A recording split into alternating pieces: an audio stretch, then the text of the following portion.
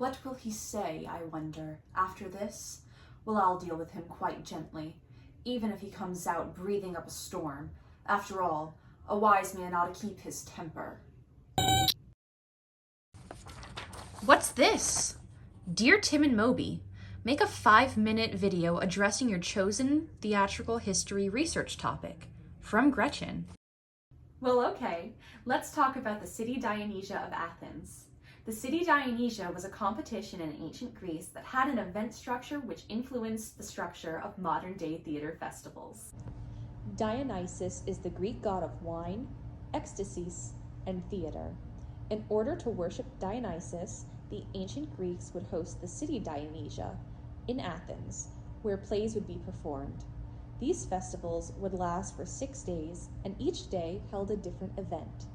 At the end of the festival, the actors, chorus, and playwrights that created the best work would be awarded.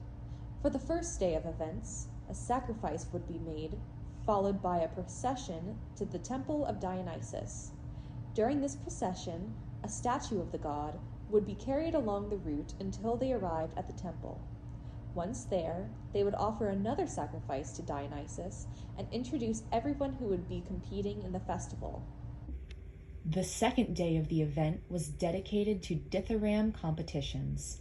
Dithyrambs are choruses and dances that are dedicated specifically to Dionysus.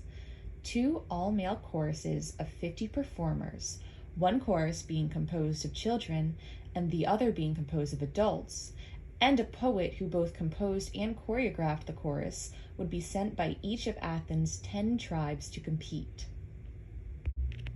Day 3 of the festival was the comedy competition. During this competition, 5 playwrights would each write a play that was often a satire that made statements about the social and political climate of Athens at that time. These plays would then be acted out by performers. The last 3 days of the competition were dedicated to tragedies and satyr plays. For this competition, playwrights would write 3 acts of a tragedy and 1 satyr play.